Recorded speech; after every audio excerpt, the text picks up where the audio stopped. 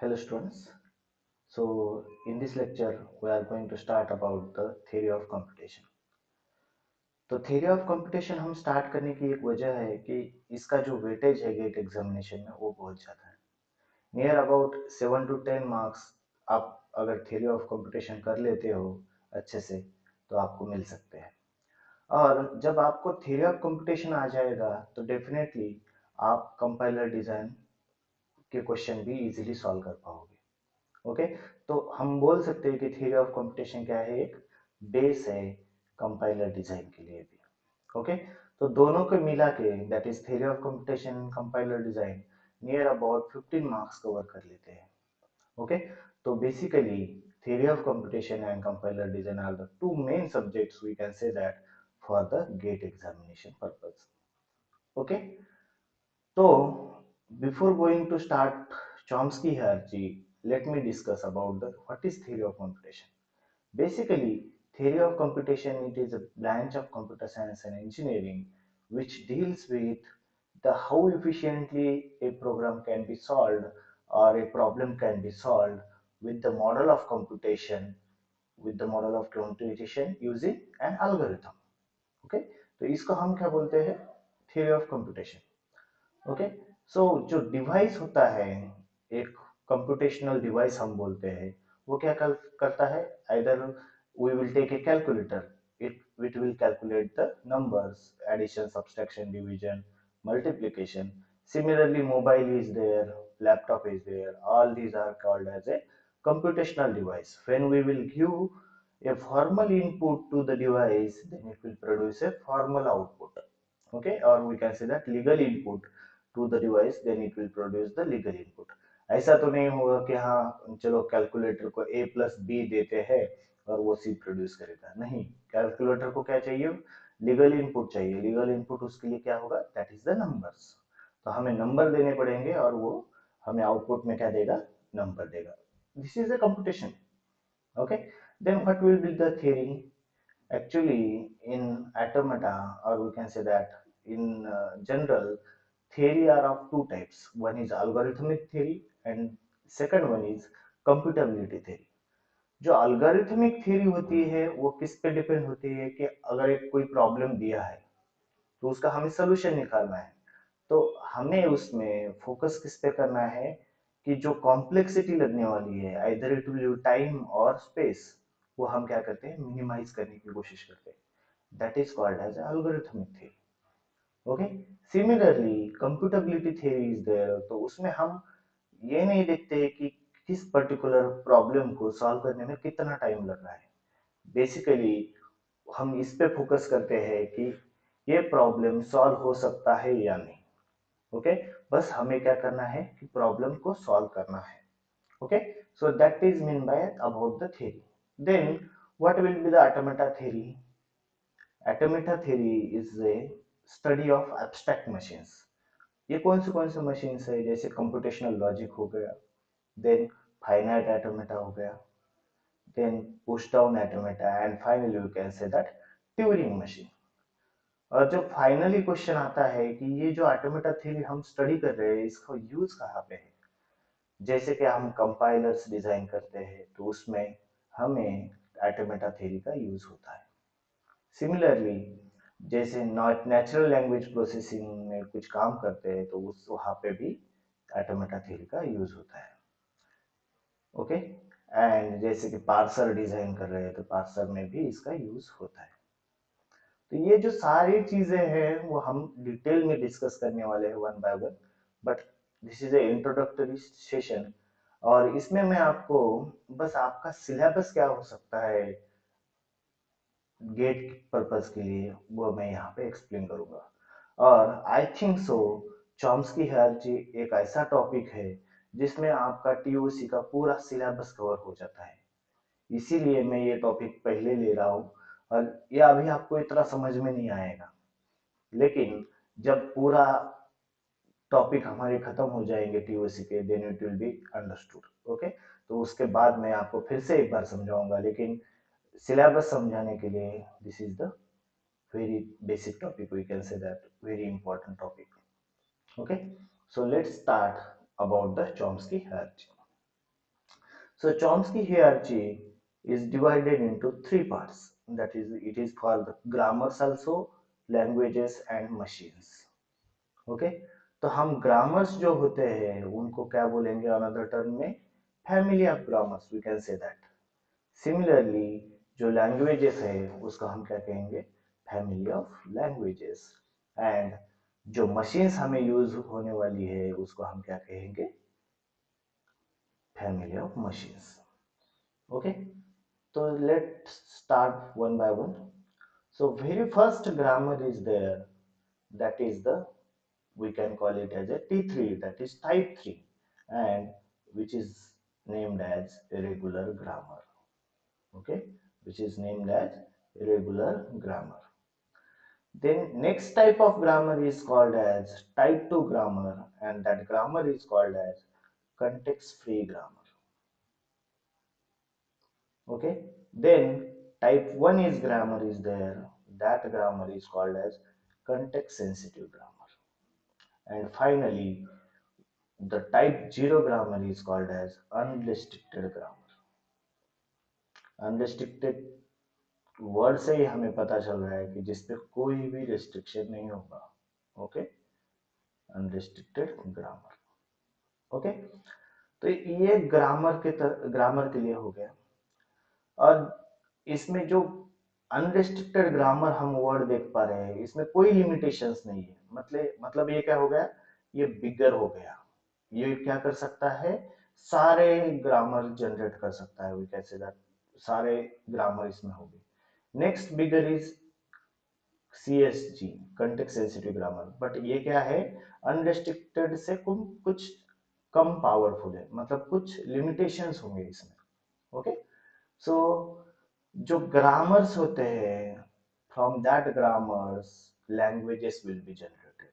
Okay, जैसे कि अगर हम इंग्लिश लैंग्वेज लेते हैं, ओके, इंग्लिश लैंग्वेज में जब हमें ग्रामर्स आ जाएगा तो डेफिनेटली हमें लैंग्वेज के बारे में पता चलेगा। क्योंकि जब ग्रामर हमें आता है then only we can able to produce the sentences. Okay, और once we know the sentences then that sentences will be understandable. Okay, otherwise अगर हमें ग्रामर नहीं पता है तो हमें लैंग्वेजेस जनरेट करते नहीं आएंगे। ओके, सो जो रेगुलर ग्रामर है वो क्या जनरेट करेगा, regular languages. Context free grammar जो है it will generate the context free languages. context sensitive grammar जो है it will generate the context sensitive languages. And unrestricted grammar जो है वो क्या जनरेट, कौन सी लैंग्वेजेस जनरेट करेगा, recursively enumerable sets, we can say that, because in this recursive languages are also there and recursive enumerable languages are also there, so that's why we are calling it as a recursive enumerable sets, or we can call it as a recursive enumerable also. okay, अब तो हमने languages generate कर लिए हैं, लेकिन ये regular languages जो होती है वो किस टाइप में होती है, कौन सी लैंग्वेजेस को हम रेगुलर लैंग्वेज कह सकते हैं। Okay, so let's see, suppose the language is like this, a raised to power n, where n is greater than or equal to 1। ऐसे जो सारे लैंग्वेजेस है वो कहाँ से बिलोंग करते हैं, रेगुलर लैंग्वेजेस। लेकिन रेगुलर लैंग्वेजेस में सारी लैंग्वेज प्रेजेंट हो सकती है क्या, नहीं, कुछ जो लिमिटेशन तक ही लैंग्वेजेस जो रेगुलर लैंग्वेज में प्रेजेंट हो सकती है, जो कि किस फॉर्म में हो, a raised to power n where n is greater than or equal to 1। such type of languages are present in the regular languages। okay, then next type of languages is the context free languages, the language like a raised to power n, b raised to power n where n is greater than or equal to 1। मतलब regular languages से कुछ ज्यादा languages है वो कहाँ पे present होंगे, in the context free languages। The next language is context sensitive language, which is generated by context sensitive grammar, which contains the languages like a raised to power n, b raised to power n, and c raised to power n, where n is greater than or equal to 1। Okay, मतलब ये जो type के languages है वो कौन generate कर रहा है, context sensitive grammar. Okay. And finally recursive enumerable जो सेट्स है उसमें ऐसे टाइप के लैंग्वेजेस एक्सेप्ट होते हैं। Suppose a raised to power p is there and p is a prime। Okay, so इस टाइप की लैंग्वेजेस को कौन एक्सेप्ट करेगा? उसके लिए हमें मशीन है। ओके, लेकिन ये लैंग्वेजेस किसने जनरेट की है? अनरिस्ट्रिक्टेड ग्रामर ने। ओके,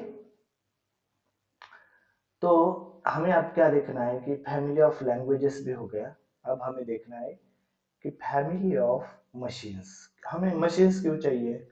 अगर अब यहाँ पे देख सकते हैं कि यहाँ पे क्या है, जस्ट अ सेकंड। ओके, तो रेगुलर लैंग्वेजेस किसने जनरेट की है? रेगुलर ग्रामर ने। लेकिन ये लैंग्वेजेस एक्सेप्ट करने के लिए कोई ना कोई तो चाहिए। लेकिन जैसे कि अपन इंग्लिश तो सीख लिए, हमने ग्रामर भी सीख लिया, लेकिन अगर इंग्लिश आगे वाले को पता ही नहीं है, मतलब कोई ना कोई तो एक्सेप्टर चाहिए। एक्सेप्टर होगा then only we can talk. Okay, otherwise we will not able to talk to any person। okay, so for accepting regular languages, there is some machine called as a finite automata. Okay.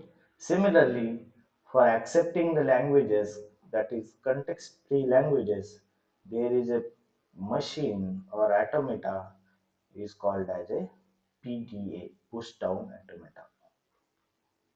Similarly, for accepting the context-sensitive languages, there is a machine called as a linear bounded automata. Okay, and finally, for accepting recursive enumerable sets, there is a machine called as a Turing machine. Okay, in Turing machine also there are two types of machine, halting Turing machine and Turing machine. Okay, तो जब हम Turing machine देखेंगे तो recursive languages क्या होते हैं, recursive enumerable languages क्या होते हैं, उसमें डिफरेंस क्या होता है, वो हम सारा चीज देखने वाले हैं।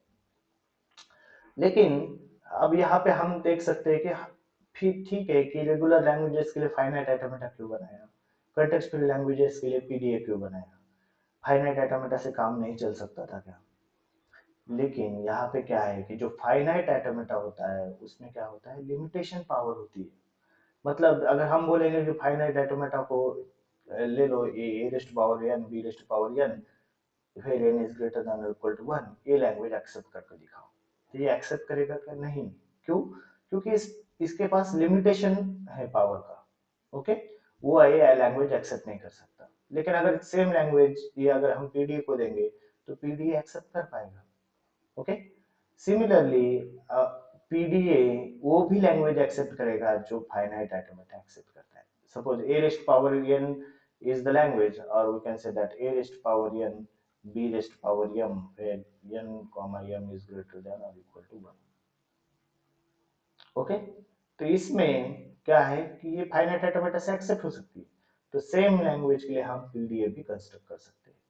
ओके, सिमिलरली जो पीडीए लैंग्वेज एक्सेप्ट करता है वो लीनियर बाउंडेड ऑटोमेटा कर सकता है, बट लीनियर बाउंडेड ऑटोमेटा जो लैंग्वेजेस एक्सेप्ट करता है वो पीडीए एक्सेप्ट नहीं कर सकता। ओके, फाइनली ट्यूरिंग मशीन जो लैंग्वेजेस एक्सेप्ट कर सकता है वो लीनियर बाउंडेड ऑटोमेटा, पीडी और फाइनाइट ऑटोमेटा, कोई भी ऑटोमेटा एक्सेप्ट नहीं कर सकता। But Turing machine can be designed for linear bounded automata, PD and FA languages. मतलब ट्यूरिंग मशीन ये सारे लैंग्वेजेस एक्सेप्ट कर सकता है। कौन से? Regular language, CFL, CSL and recursive enumerable languages. Okay, I hope आपको ये समझ में आ गया होगा कि कैसे हम यहाँ पे वर्क कर रहे हैं। और जो आपका पहला टॉपिक है इसमें सिलेबस में, वो हम देखने वाले हैं finite automata. Okay, then we are going to see about the regular languages क्या होती है, रेगुलर एक्सप्रेशंस क्या होते हैं। We are going to see that regular expression. Then, before studying about the PDA, we are going to see about the context-free grammars. Okay. Then, how to form a context-free languages, and after that, we are going to see about the designing of the PDA. Next, we are not seeing much about the context-sensitive grammar because this is not a major topic in we can say that in GATE. So we will just see what will be the context sensitive grammar and context sensitive languages. Another main topic is that we are going to study, that is the unrestricted grammar. And from unrestricted grammar, we are going to see how recursive enumerable languages are generated and what type of languages are accepted by Turing machines, like a raised power pp is prime. Likewise, many languages are there which are which are not accepted by any other machine other than Turing machine. So basically, this will cover all your GATE syllabus. Okay, so that's why we have studied about the Chomsky hierarchy. जो भी हमने यहाँ पे short form में लिखा है, that is CFG CSG, वो मैंने यहाँ पे लिख दिया है. एक बार हम फिर से रिवाइज कर लेते हैं इसको. क्या है जो टाइप 3 है, टाइप 3 ग्रामर को ही हम क्या बोलते हैं, रेगुलर ग्रामर. सिमिलरली टाइप 2 जो ग्रामर है, T2 हमने जहाँ जिसको लिखा था, that is a context free grammar. T1 type 1 जो ग्रामर है वो कंटेक्स्ट सेंसिटिव ग्रामर है, और जो टाइप 0 है उसको हम बोलेंगे अनरिस्ट्रिक्टेड ग्रामर. उसी तरह RL stands for regular languages, CFL stands for context free languages, CSL stands for context sensitive languages, and RF stands for recursive enumerable languages. And such type of languages are accepted by machines. We need some machines. That machines are finite automata which will accept regular languages generated by regular grammars. Similarly, push-down automata accept the context-free languages which are generated by context-free grammar. Then next type of automata is that linear bounded automata, and this linear bounded automata is generated by context. It accept the languages generated by context sensitive grammar. And finally, Turing machine is there which will accept the languages, that is the recursive enumerable languages generated by unrestricted grammar. Okay, so this is all about the Chomsky hierarchy, and we can also call it as a family of grammars, family of languages, and family of machines. So in next lecture we will start from the finite automata. Okay, so one by one we will cover all the topics. अगर आप ये subject बहुत अच्छे से करोगे, मतलब जितने मैं वीडियो पोस्ट कर रहा हूँ और उसके ऊपर अगर जो प्रीवियस ईयर के क्वेश्चंस है अगर सॉल्व करते चलोगे, then definitely you will get a good score from the TOC. Okay, so I hope you all of you are understood about this. So see you in next lecture.